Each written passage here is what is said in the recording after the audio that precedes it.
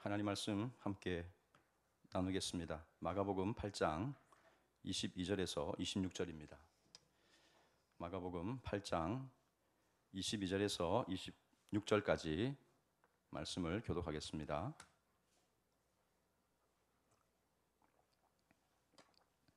마가복음 8장 22절에서 26절입니다.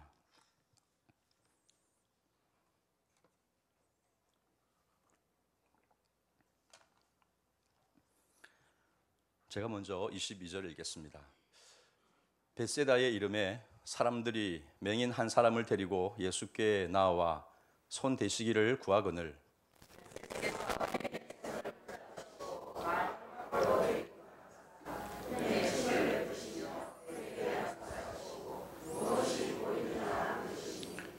쳐다보며 이르되 사람들이 보이나이다. 나무 같은 것들이 걸어가는 것을 보나이다 하거늘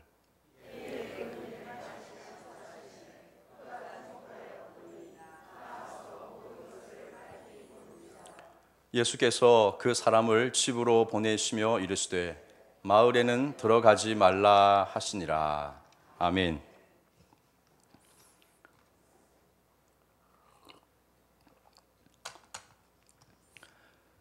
태풍이 상륙한다는 소식을 들으셨습니까? 근데 왜 여기 이러고 계십니까? 몰라서 묻느냐 하는 표정입니다. 태풍 그까이 거 대충 넘어가지 이런 표정들이십니다. 그렇습니다. 여러분들에게는 태풍은 그까이 거 대충 이렇게 하시지만 내가 하나님께 드리는 예배 그거는 대충 할 수 없기 때문에 태풍을 뚫고 이 자리에 오신 줄로 믿습니다. 이곳에서 하나님이 여러분들을 지키시고 돌아가는 발걸음도 안전하게 보호하시리라 믿습니다. 인생의 정말 태풍도 그렇게 주님이 또 잠잠하게 넘어가게 하시는 역사가 여러분들의 삶 가운데 일어나기를 주님의 이름으로 축원합니다. 우리 옆에 분에게 한번 그렇게 축복해 줍시다. 태풍을 이기는 믿음입니다 하고 한번 해주십시오. 태풍을 이기는 믿음입니다. 그런 믿음이 되시기를 축원합니다. 어느 선생님이 유치원에 다니는 진호와 이 샘 학습을 하고 있었습니다. 진호야, 여기 1,000원이 있단다. 자, 그리고 네가 지금 아빠한테 가서 1,000원을 달라고 하는 거야. 자, 그러면 모두 얼마가 되겠니? 물었습니다. 진호가 씩씩하게 1,000원이요 대답을 했습니다. 그때 선생님이 한숨을 내쉬면서 휴, 진호야, 네가 아직 셈을 잘 모르는구나 그랬습니다. 그러니까 이 진호가, 어린 진호가 더 큰 한숨을 내쉬면서 에휴, 선생님은 우리 아빠를 잘 모르시는군요 그래 했더랍니다. 선생님이 잘못했네요. 진호 아빠가 어떤 분인지도 모르고 우리 아빠는 결코 1,000원 한 장도 그냥 주시는 법이 없는 분이라는 사실을 이 진호는 체험적으로 알았던 겁니다. 그러니까 참 이런 지식, 이게 참 우리에게 중요하죠. 여러분들이 오늘 믿는 하나님이 어떤 분이신지를 잘 알고 있습니까? 하나님은, 우리 예수님은요, 이 진호 아빠처럼 짠돌이 아닙니다. 그렇죠? 넉넉하게 주십니다. 채워서 풍성하게 하시고 또 축복해 주시는 분이 바로 오늘 저와 여러분들의 하나님이신 줄로 믿습니다. 그런데 참 이 미련한 제자들은 이런 예수님을 잘 몰랐던 것 같습니다.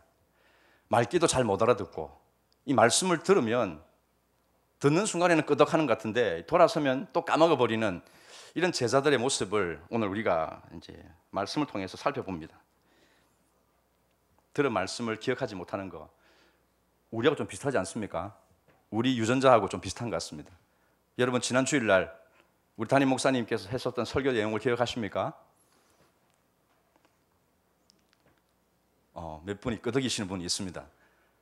자, 그러면 좀 더 날짜를 줄여보겠습니다. 그저께 월삭 예배 때 목사님의 메시지를 여러분 기억하십니까? 조금 더 많은 것 같습니다. 오늘 아침에 내가 하나님께 받은 레마 여러분 기억하십니까? 입은 있지만 말할 수 없는 참 우리의 딱한 사정입니다. 그렇습니다. 우리는 참 쉽게 까먹어 버립니다. 받을 때는 아멘 이렇게 하지만 참 돌아서면 언제 또 그랬냐 듯이 참 이게 모든 생각들이 다 날아가 버리는 이런 참 안타까운 모습이 그 당시의 제자들이나 오늘 저와 여러분들의 모습과 똑같은 것 같습니다. 하나님은 참 우리와 소통하기를 원하시죠. 그래서 항상 말씀해 주십니다. 그런데 참 우리는 늘 생각이 다른 데 가 있습니다. 이 사춘기를 겪는 중딩처럼 늘상 딴 것에 마음이 쏠려 있는 것들을 보게 됩니다. 말씀을 들을 때도 어쩌면 딴 생각하고 있는 그런 상황들이 있을지도 모릅니다. 여러분, 내 자녀가 어린 자녀들이 집중하지 못한다고 여러분들 꾸중하지 마십시오. 우리가 다 똑같습니다. 똑같아요.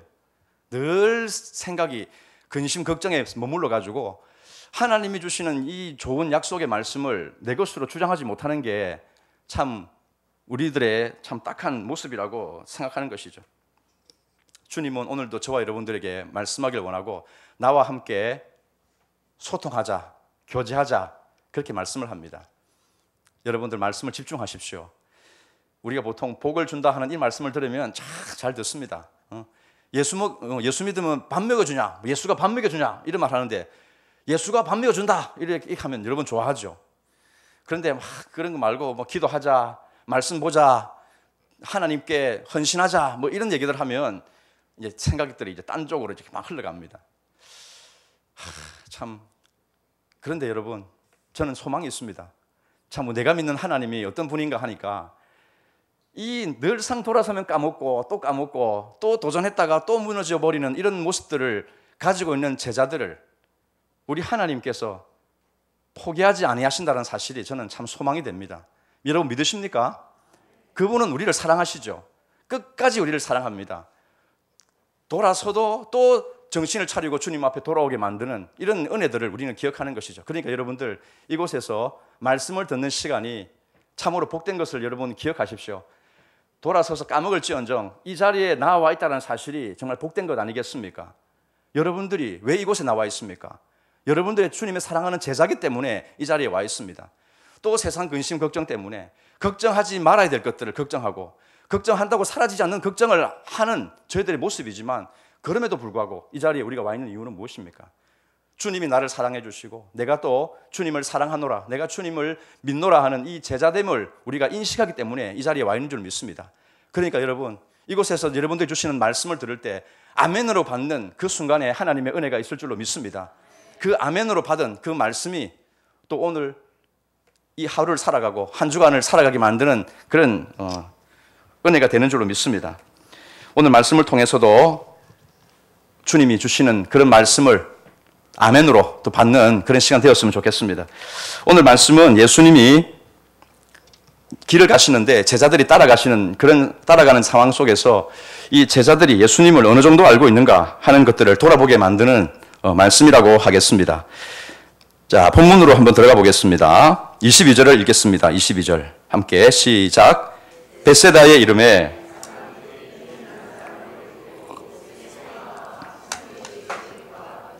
아멘. 자, 벳세다에 예수님과 제자들이 도착을 했습니다. 그리고 한 맹인이 예수님께 나아왔습니다. 좀 상황을 좀 자세하게 살펴보면 맹인이 스스로 나온 게 아니죠. 사람들이 맹인을 데리고 왔습니다. 이 말은 맹인 스스로는 자신의 눈을 뜨고 싶은 그런 의지도 별로 보이지 않는다는 것입니다. 자연히 믿음은 없겠죠. 그냥 사람에게 이끌려서 예수님께 왔을 뿐입니다. 예수님이 당신께 나오는 이런 병자들을 자주 고쳐주시는 장면들을 우리는 군데군데 이렇게 목격을 합니다. 그런데 오늘 이 본문을 보면 또 예전과는 사뭇 다른 그런 치료 방법으로 이 맹인을 고쳐주시는 것을 우리가 볼 수 있죠. 맹인의 손을 잡습니다. 그리고 데리고 어디로 갑니까? 23절에 보니까 마을 밖으로 데리고 갔습니다. 눈에다가 침을 뱉으시고 또 안수를 했습니다. 그리고 무엇이 보이느냐 이렇게 묻는 것까지가 23절 내용이죠. 1차 안수 후에 예수님은 이 맹인에게 무엇이 보이느냐 이렇게 물었습니다. 자, 24절 이 맹인의 대답이 나옵니다. 같이 읽겠습니다. 시작. 쳐다보며 이르되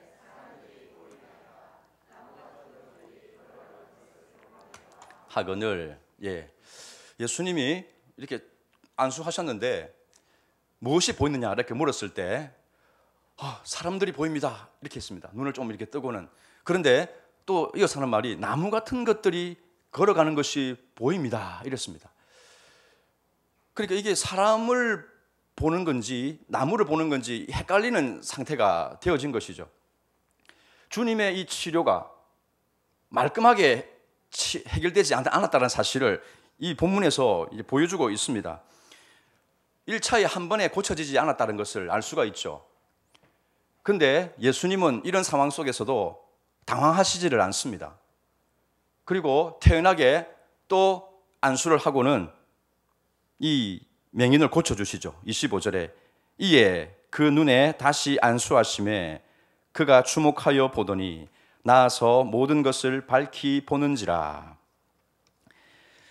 예수님의 기사를 우리가 읽을 때 한 가지 생각해야 될 것이 있습니다. 예수님은 그의 말씀 하나하나, 행동 하나까지도 의미 없이 행하시는 분이 아니라는 점을 우리는 기억해야 됩니다. 성경 전체 기록도 마찬가지입니다. 율법의 1.1획도 다 하나님께서 의도하신 바에 따라서 그곳에 위치하고 있다는 사실을 기억해야 되겠습니다. 그러니까 오늘 이 본문에서도 예수님이 뭔가 능력이 없어서 이 맹인을 2차에 걸쳐서 안수하고 고친 게 아니라 무엇입니까? 의도가 있다는 겁니다. 이 성경을 기록한 마가는 왜 이 본문의 맹인 고치는 사건을 배치시켜 놓았을까? 이것도 성령의 감동을 따라서 목적을 가지고 이 자리에 위치하고 있다는 것을 우리가 기억했으면 좋겠습니다. 그러니까 여러분들이 성경을 읽으실 때 이런 습관을 들이면 좋습니다. 질문하는 습관. 너는 거기 왜 있니? 따라해 볼까요? 너는 거기 왜 있니? 본문을 보고 물어보는 겁니다. 너는 거기 왜 있느냐? 성경에 있는 여러 본문들이 본문아, 네가 거기에 있는 이유가 뭐냐? 이렇게 물어야 된다는 것입니다. 왜? 거기에 붙어 있는 이유가 있기 때문에 그렇죠. 그럼 예수님께도 우리가 물어야 됩니다. 예수님이 힘도 없는 분도 아닌데 왜 이 맹인을 한 방에 딱 고쳐주시면 사람들이 볼 때도 모양도 나고 깔끔하게 할 수 있는데 왜 그렇게 안 하십니까? 이렇게 물어야 된다는 것이죠. 왜 그렇습니까? 성령님이 마가를 통해서 왜 이 맹인 사건을 이곳에 배치하고 있는가에 대한 질문을 우리가 던질 수 있어야 되겠습니다. 그러면 우리는 이 문맥 앞 뒤를 우리가 다 통틀어서 이렇게 보게 되면 이 사건이 맹인에게 포인트가 있는 게 아니고 다른 누군가에게 있는 거구나 하는 사실을 알게 됩니다. 그 다른 누군가가 누굽니까? 제자입니다. 제자. 그러니까 우리가 여기서 맹인이 병을 고침받았다라는 이 사실에 우리가 주목할 것이 아니라 왜 예수님이 1차, 2차에 걸쳐서 이 맹인을 고침을 통해서 우리에게 깨닫게 하시는 게 무엇이고 또 제자들에게 알게 하시는 메시지가 뭔가를 주목할 필요가 있다는 것입니다. 사람들의 손에 인도되어서 나온 이 맹인, 육체에 눈이 가리워져서 앞을 볼 수 없는 이 맹인은 사실은 누군가를 지향하고 있습니다. 누군가를 묘사하고 있는 그런 존재라는 것이죠. 특별한 목적을 가지고 이곳에 있습니다. 마가는 그 대상이 누구냐 했을 때 바로 제자들을 가리킵니다. 제자들이 육신의 눈은 버젓이 뜨고 돌아다니지만 정말 보아야 될 것을 보지 못하는, 정말로 걱정해야 될 것은 걱정하진 않습니다. 내 영혼의 문제에 대해서는 너무나 안일하고 무사태평한 이 제자들이 걱정하지 말아야 될 것들, 예를 들면 우리에게 떡이 몇 개나 있느냐 이런 것이죠. 우리가 왜 떡을 두고 왔을까? 어떡하지? 하면서 이 떡 먹는 걱정, 떡을 보관하는 걱정, 나아가서는 무엇입니까?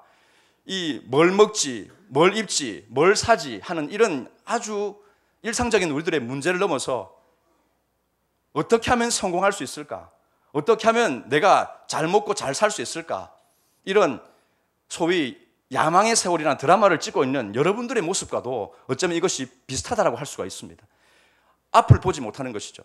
예수 그리스도가 어떤 분인가 하는 사실을 알지 못하는 이 무지한 상태, 이것을 오늘 주님이 맹인을 고치는 것을 통해서 가르쳐 주고자 하시는 것입니다. 사랑하는 성도 여러분, 제자들의 모습을 여러분 잘 보십시오. 앞서 이 21절까지 나오는 내용을 보게 되면 칠병예외의 사건과 이어지죠. 떡 7개, 물고기 2마리를 가지고 4,000명을 먹이고 7강주리를 남기셨습니다. 엄청나게 많은 것을 남겼는데 제자들이 그 떡을 두고 온 것에 대해서 걱정을 하고 있는 장면들이 여기에 나오고 있습니다. 여러분, 제자들이 제일 처음에 예수님을 보고 내가 제자가 되겠다고 따라 나선 이유가 무엇입니까? 예수님의 능력을 보았기 때문이죠. 그리고 저 능력이라면 내 삶을 올인할 수 있을 만하다 하는 사실을 그가 알았기 때문입니다. 이건 정말 큰 믿음 아닙니까? 이거는 큰 은혜죠. 예수님에게서 희망을 보고 능력을 보고 내 자신을 따라가게 할 수 있는 이 결단은 얼마나 대단한 그런 은혜에서 나오는 것입니까? 이건 정말 대단한 거죠. 왜냐하면 오늘날에 이 세상 사람들을 향해서 복음을 전하면 얼마나 많은 사람들이 예수님을 믿겠다고 따라 나섭니까? 다 콧웃음을 치고 자기 할 일 바쁘지 아무도 그렇게 하지 않습니다. 그런데 제자들은 지금 보면 주님을 따라 나선 것 아니겠습니까? 제자들은 나은 것이죠. 예수님을 보면서 구약에 약속하고 있는 메시아라는 사실을 보았습니다. 다윗의 후손으로 오시는 우리의 그리스도라는 사실을 그들이 알았다는 것이죠. 그 예수가 오면, 그 메시아가 오면 천지가 개벽하는 거야. 우리들의 삶은 쭉쭉 빵빵 펴지는 거야. 이 사실을 그들이 깨달았다는 것입니다. 예수님의 능력이라면 충분해. 여러분, 이것이 예수님을 따라가게 만든 제자들의 동기였습니다. 이런 믿음은 아무나 얻을 수 없는 거 아무도 얻을 수 없는, 제가 좀 꼬입니다. 아무나 얻을 수 있는 게 아니죠. 아무나 얻을 수 있는 게 아닙니다. 그러니까 참 이런 것도 우리에게 귀하다, 우리 여길 수가 있습니다. 그런데 여러분, 이 제자들의 자세를 오늘 예수님은 이 맹인을 첫 번째 안수에서 고치는 사건으로 말씀을 하고 있는 것입니다. 이 수준이 무엇입니까? 맹인을 첫 번째 만져서 눈을 뜨게 만드는 상황이라고 보고 있는 것입니다. 첫 번째 안수 후에 어떻게 했습니까? 사람들이 보이나이다, 나무 같은 것들이 보이나이다, 이렇게 했습니다. 이게 뭡니까? 사람을 바로 보는 게 아니고 나무처럼 착각하기도 했다가 이게 뭡니까? 눈을 떠서 본다는 겁니까? 아직 안 보인다는 겁니까? 이 애매한 상황이 지금 1차 안수 후에 주어진 모습이라는 것입니다. 예수님이 눈을 뜨게 한 것 같긴 한데 그렇다고 완전히 보이는 것도 아니고 안 보인다고 말하기는 또 좀 뭔가 보이니까 이 진짜 혼란스러운 상황, 이게 지금 맹인이 겪고 있는 모습인데 이게 제자들의 모습이라고 가르쳐주고 있는 것입니다. 주님이 여러분들에게 묻습니다. 무엇이 보이느냐? 그때 제자들은 그렇게 대답을 했죠. 내 앞에 계시는 예수님이 내 인생, 내 팔자를 고쳐주실 분이라는 것을 나는 보입니다. 그런 예수님이 보입니다. 그래서 나는 주님을 끝까지 붙잡고 따라가겠습니다. 이렇게 얘기를 한다는 것이죠. 여러분들은 어떻습니까? 예수를 믿으면 내 팔자, 내 인생이 완전히 성공된 인생으로 바뀌어진다는 것을 내가 믿기 때문에 나는 주님을 따라갑니다. 여러분 그렇게 고백하시죠? 맞습니다. 그거 중요합니다. 고백이. 그냥 팔짱 끼고 가만히 있는 것보다 훨씬 낫죠. 그런데 여러분 이게 1차 안수 후의 모습이라고 우리에게 가르쳐주고 있는 것이죠. 주님을 따르는 것은 그게 전부가 아니라는 겁니다. 예수님을 반쪽만 보고 따라가는 것입니다. 이것을 누가 잘 보여주느냐 하면 이 27절 이하에 나오는 베드로가 보여줍니다. 이 마가복음은요 전체 두 파트로 나뉘어집니다. 1장부터 8장까지 나눠주고요. 그리고 8장 이 26절까지가 한 부분이라고 보시면 됩니다. 그리고 27절 이하부터가 보면 새로운 그 마가복음의 일종의 후반부입니다. 후반전. 전반전은 그렇게 끝나고 후반전이 시작되는 단락인데 여기서 예수님은 드디어 그동안엔 자기의 신분을 숨기셨습니다. 아무에게도 나의 모습을 말하지 말라 하신 주님이 이제 예루살렘 장도에 오르는 모습이 이제 27절 이하에 나옵니다. 그 앞서 예수님이 제자들을 모아놓고 가이사랴 빌립보에서 그 보여주셨던 유명한 사건이 있죠. 사람들이 나를 누구라고 하느냐. 그리고 제자들에게도 묻습니다. 너희는 나를 누구라고 생각하느냐? 나를 누구로 아느냐? 그렇게 물었습니다. 베드로가 했던 그 유명한 대답을 우리가 잘 알고 있죠. 주는 그리스도시요 살아계신 하나님의 아들이십니다. 이 놀라운 신앙 고백을 그가 합니다. 오늘 이제 이 마가복음에는 그게 조금 축약이 되어 나오죠. 그런데 그 사건 이후에, 그 고백 이후에 그보다 덜 유명한 얘기가 또 나옵니다. 베드로가 예수님을 붙잡고 항변하면서 이렇게 얘기를 합니다. 주여 그리 마옵소서, 이 일이 절대로 주께 이루어지지 않을 겁니다. 붙들고는 그렇게 얘기했다는 겁니다. 무슨 소리 합니까 예수님, 절대 그런 소리 하지 마세요 하고, 절대로 그런 일은 예수님께 안 일어날 거예요 라고 얘기했다는 겁니다. 예수님 무슨 말을 했길래 베드로가 이렇게 대답을 했습니까? 그때 예수님이 그렇게 말했죠. 처음으로, 복음서에서 처음으로 인자가 예루살렘에 올라가서 서기관과 장로와 대제사장들에게 많은 고난을 받고 죽임을 당하고 3일 만에 살아나게 될 거다, 그런 얘기를 했습니다. 당신의 순환과 죽음을 예고하는 첫 번째 가르침이 거기에 나왔다는 겁니다.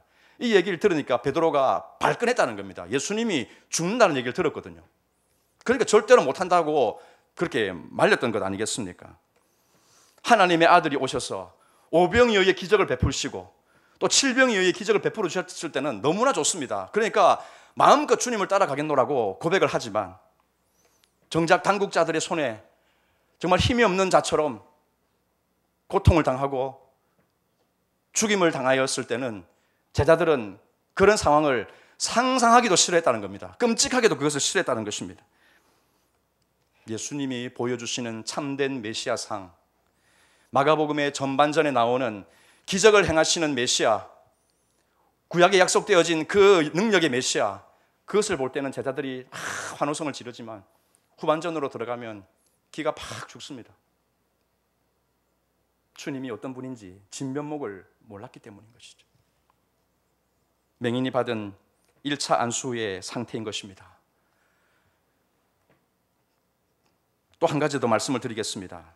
다시 예수님이 치료하는 장면으로 돌아가 보겠습니다. 여기 보시면 예수님이 아까 맹인을 치료할 때 어디로 데리고 갔습니까? 이 맹인을 마을 밖으로 데려갔습니다. 마을 밖으로. 왜 그랬을까요? 자, 그리고 보면 고치신 후에도 또 마을과 관련된 말씀을 합니다. 26절에 보니까 그 사람을 집으로 보내시며 이르시되 마을에는 들어가지 말라. 이상한 말씀이죠. 집으로는 가라고 하면서 마을에는 들어가지 말라. 집은 마을 안에 있지 않습니까? 근데 집으로 가라는데 마을에 들어가지 말라. 이게 의미가 있다는 것입니다. 집으로 가라는 것은요, 일상의 삶으로 돌아가서 생활해라는 것입니다. 그런데 마을에 들어가지 말라는 건 뭡니까? 마을의 분위기에 빠져들지 말라는 말씀입니다. 자, 이 마을이 어떤 마을인지 여러분 아십니까? 22절에 나왔죠. 베세다. 이 베세다가 어느 마을인지 여러분 아십니까? 억수로 유명한 마을입니다. 근데 안 좋은 뜻으로 유명한 마을이죠. 화 있을진저, 여러분 들어보셨습니까? 화 있을진저 고라스니요, 화 있을진저 베세다요. 갈릴리 지역에서요, 가버나움과 함께 가장 예수님이 권능을 많이 행하셨던 마을로 등록되어진 이 곳이 바로 베세다입니다. 자, 우리 말씀을 같이 보겠습니다. 마태복음 11장 21절. 자, 예수님의 책망의 말씀입니다. 자, 읽겠습니다. 시작. 화 있을진저 너희에게 행한 모든 권능을 두로와 시돈에서 행하였더라면 벌써 베옷을 입고 제에 앉아 회개하였으리라. 아멘. 자, 이 베세다가 나옵니다. 화 있을진저 너희들에게 행한 권능을 저 두로와 시돈에 행하였더라면 그들은 진작에 회개하고 베옷을 입고 제를 깔고 앉아서 하나님 앞에 돌아왔을 거라고, 그렇게 주님이 책망하는 이 베세다, 어떤 곳입니까? 엄청난 능력을 보았지만 그들의 행위는 요지부동이었다는 겁니다. 주님에 대해서 어떤 반응도 보이지 않았다는 겁니다. 여러분, 성경에 나오는 도시들 중에 몇몇 도시들은 영어 단어 사전에 등재가 되어 있는 곳이 있습니다. 뭐 예를 들면 소돔이라는 이 형용사는요, 소돔 사람들을 뜻하는데, 여러분들 알다시피 남색하는, 수간하는 이런 뜻으로 사용되어집니다. 그 도시의 특색이 거기에 담겨 있는 것이죠. 코린티언 들어봤습니까? 고린도 사람, 코린티언, 이것은요 사치하다, 방탕하다, 그런 의미가 있습니다. 만약에 이 오늘 본문에 나오는 베세다가 사전에 등재가 되어진다면요, 어떤 의미로 쓸 수 있느냐, 저는 그런 생각을 해보았습니다. 기적을 추구하는 표적신앙 들어보셨죠? 표적신앙. 눈앞에 뭔가 능력을 보여주기를 바라는 그런 사람들의 갈망, 이게 아마 베세다가 가진 그 마인드가 아닌가 생각을 합니다. 여러분, 오늘날 많은 사람들은 예수님을 따르기를 원할 때 이런 조건을 댑니다. 당신의 능력을 보여주세요. 보여줘, 보여줘. 누가 합니까, 여러분? 이런 말들은 누가 합니까? 뭐 아이돌을 따르는 팬들이 하는 말 아닙니까? 팬들이. 그죠? 당신의 능력을 보여주세요. 당신이 어떤 존재인지 우리에게 보여주세요. 그렇게 말을 한다는 것입니다. 이거 들어주세요. 저거 들어주세요. 여러분, 우리는 주님께서 얼마나 많은 능력을 우리에게 보여주셨음에도 불구하고 여전히 이거 해달라고 저거 해달라고 그렇게 구하는 수준에 머물러 있지는 않습니까? 여러분, 이것은요, 그냥 유행에 따라서 잠깐 예수님을 따르는 팬들이라면 가능한 마인드일지 모르겠습니다. 그런데 여러분, 오늘 이 복음서에서 말씀을 하고 있고 우리 주님께서 보여주신 그 삶을 통해서 정말 내가 제자라고 고백한다면 결코 가질 수 없는 마인드 아닙니까? 보여주세요, 들어주세요, 도와주세요, 해결해주세요. 끊임없이 예수님 바지가랑이 잡고 늘어지는 그 모습은 이 맹인이 정말 1차 안수 후에 나무가 걸어가는 것이 보입니다라고 말했던 그것과 똑같은 수준이라는 것을 우리가 기억해야 되겠습니다. 사람들은 석세스는 좋아합니다. 석세스. 근데 서비스는 싫어합니다. 석세스가 뭡니까? 성공. 눈에 불을 켜게 만드는 성공. 그걸 따릅니다. 근데 서비스, 봉사, 섬김 이런 거는 싫어합니다. 정확하게 말하면 서비스를 받는 거는 좋아하죠. 서비스를 베푸는 것을 싫어합니다. 봉사하는 거, 섬기는 거, 주님이 이 마가복음 후반전에 어떤 분으로 오셨는지를 우리가 주목한다면 서비스를 하는 것을 우리가 결코 기피할 수가 없음에도 불구하고 교회 안에는 이런 사람들이 더 많은 것 같습니다. 교회 안에서 스포트라이트를 받는 자리는요, 허리가 부서져도 하려고 하지 않습니까? 너무 좀 심했습니까? 죄송합니다. 예. 남들이 알아주니까 진짜 막 죽기 살기로 합니다.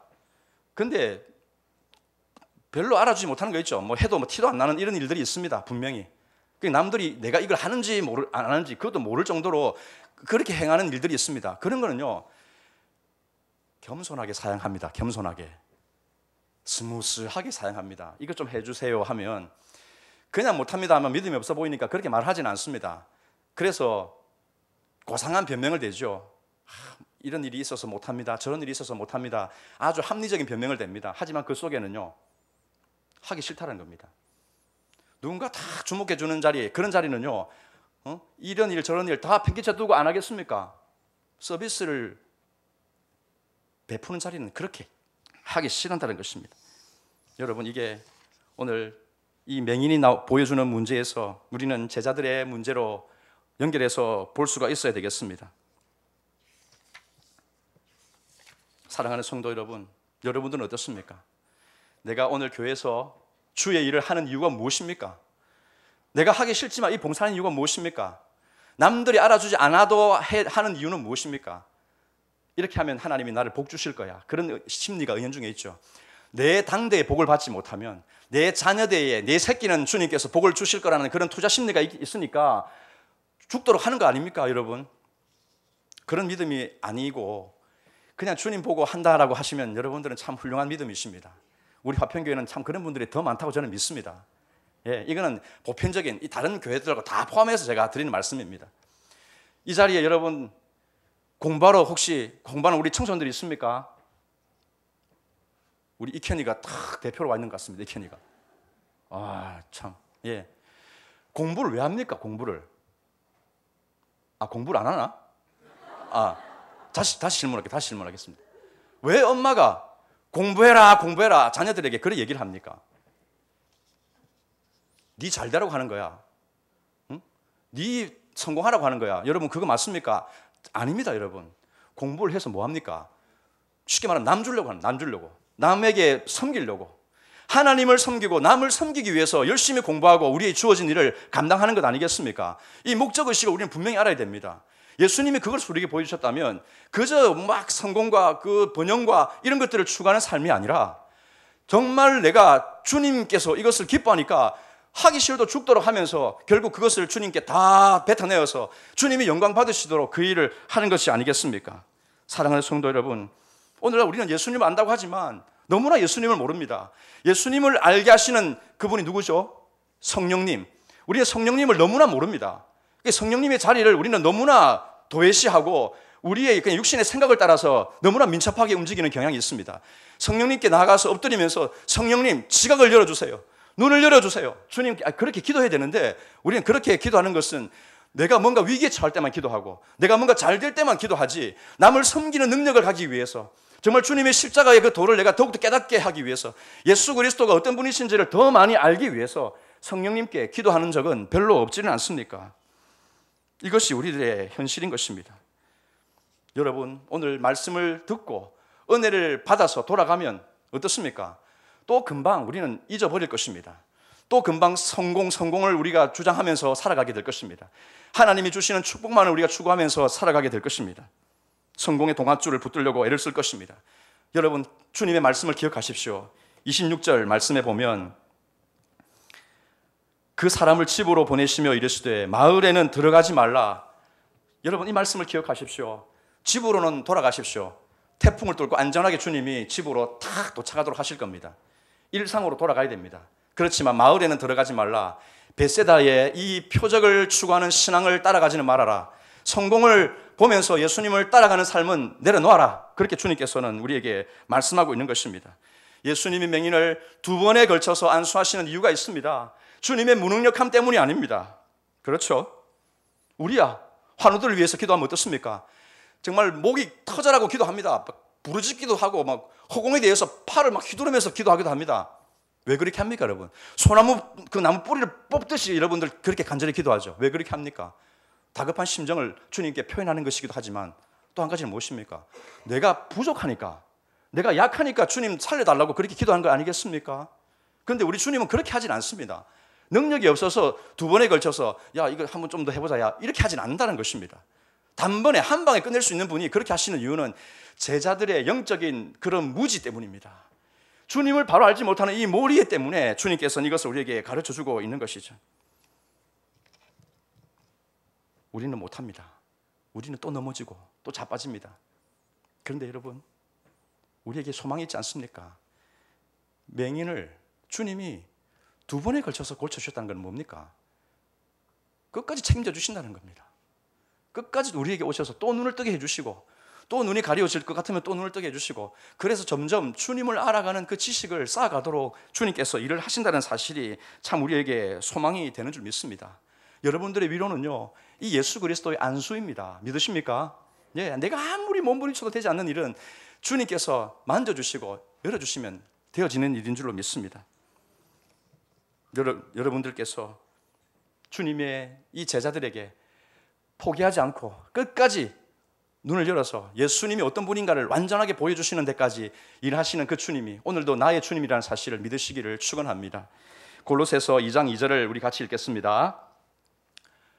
예, 띄워주세요.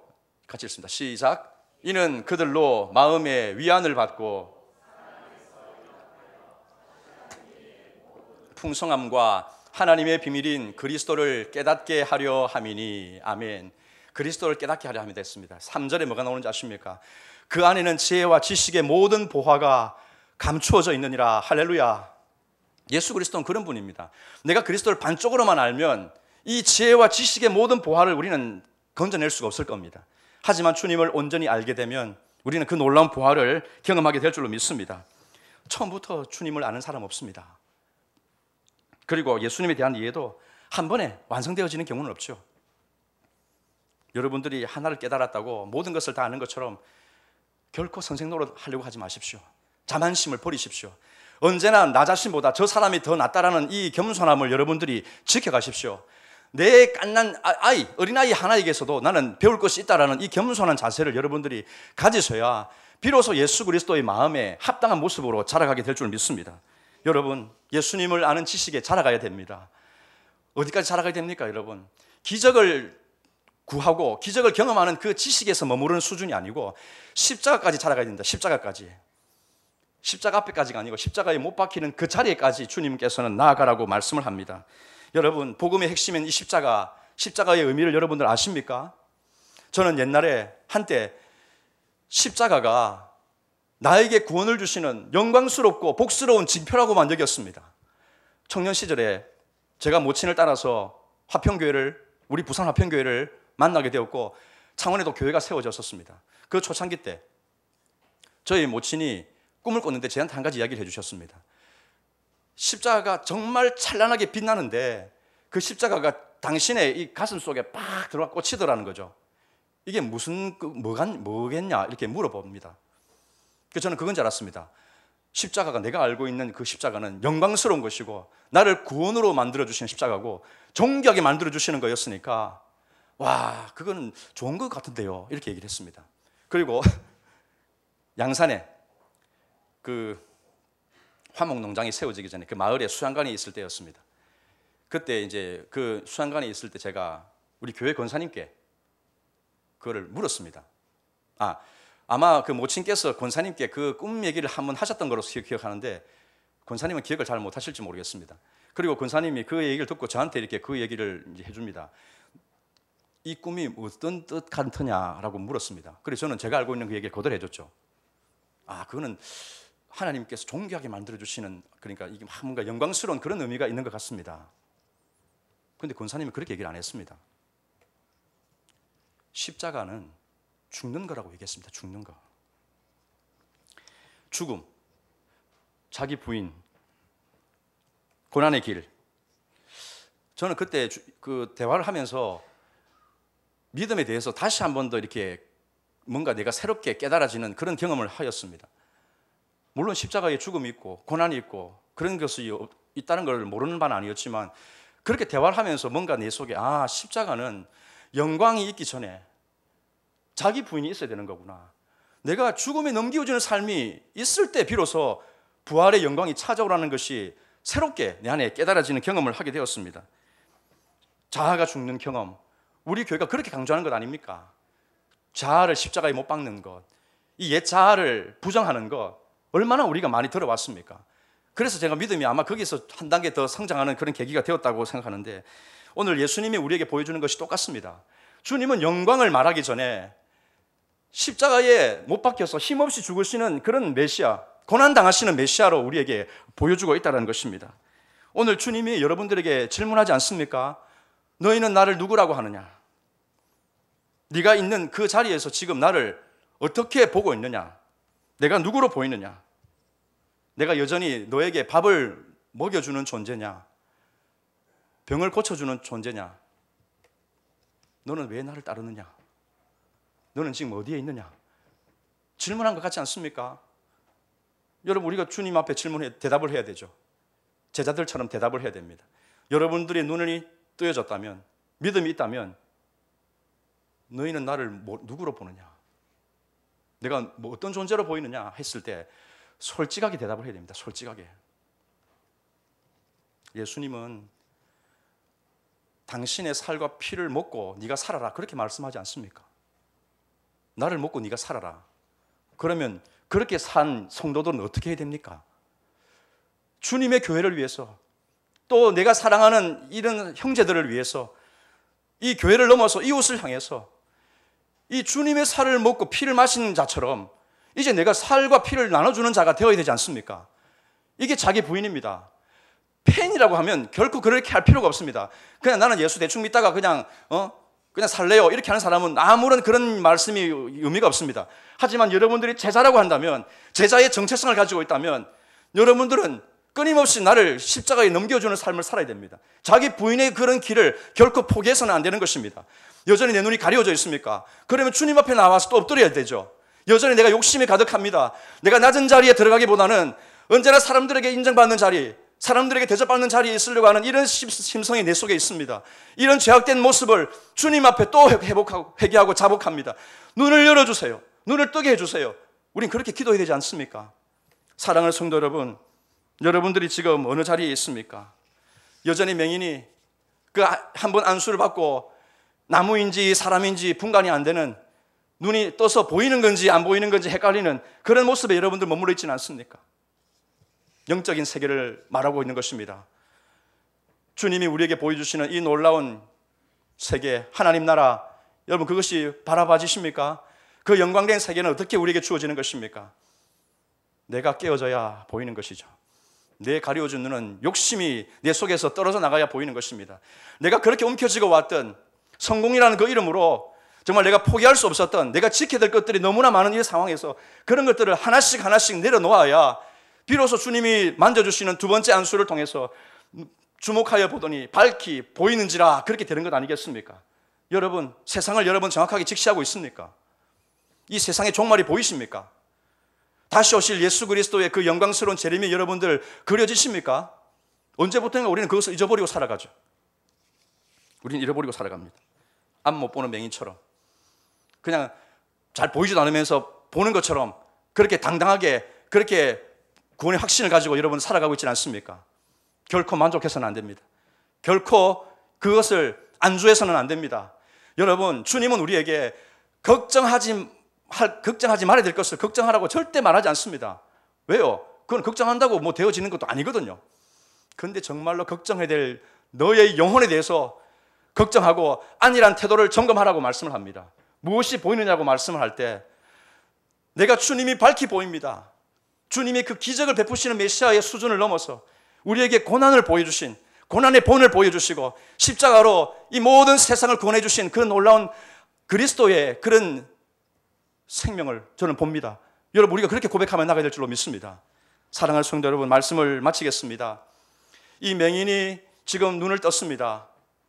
제자들을 가리키는 이 맹인, 우리들의 눈이 뜨여져야 되겠습니다. 여러분, 이 기도의 시간에 우리가 무엇을 구해야 되겠습니까? 근심, 걱정, 그것도 우리가 주님께 기도해야 되죠. 하지만 정작 구해야 될 것은 주님을 제가 밝히 알 수 있게 해달라고, 그리스도가 어떤 분이신지를 진정으로 깨달을 수 있게 해달라고 여러분 그렇게 기도하십시오. 그리스도의 지식이 내 속에 채워지게 되면요, 지식과 지식의 모든 보화가 감추어지는 그리스도를 알게 되면 비로소 세상의 것들이 작아 보이고 별거 아닌 것처럼 보이고, 그렇게 전부라고 여겨졌던 것들이 정말 무가치한 것들로 여러분들 보여지게 될 줄로 믿습니다. 이 주님을 여러분들이 오늘도 앞에 나와서 기도하시고 나의 눈을 떠 주를 보게 하여 주시옵소서. 주님의 그 기이한 세계를 보게 하여 주시옵소서. 주님께서 나의 모든 삶을 다스리시고 역사하심을 알게 해달라고 우리가 간구하는 이 밤이 되어지기를 주님의 이름으로 축원합니다. 기도하겠습니다. 살아계신 주님, 벳세다의 맹인을 두 번에 걸쳐서 안수하시고 고쳐주시는 사건을 봅니다. 여전히 반쯤 가리워져 있는 제자들의 영적인 무지와 또 오늘 우리의 삶의 모습을 그대로 이 맹인이 보여주는 것 같습니다. 주님, 우리의 눈을 열어주시옵소서. 주님의 말씀을 깨닫게 하여 주시옵소서. 나의 심령에 새겨지게 하여 주시고 이 복음의 이 능력, 예수 그리스도 안에 있는 이 생명력을 회복하는 이 밤이 되도록 축복하여 주시옵소서. 세상의 근심 걱정 주님 앞에 내려놓고 주님께서 모든 것을 책임져 주시는 그 놀라운 능력을 확신하며 또한 주장하며 나아가는 저희들 될 수 있게 인도하여 주시옵소서. 예수님 이름으로 기도드리옵나이다.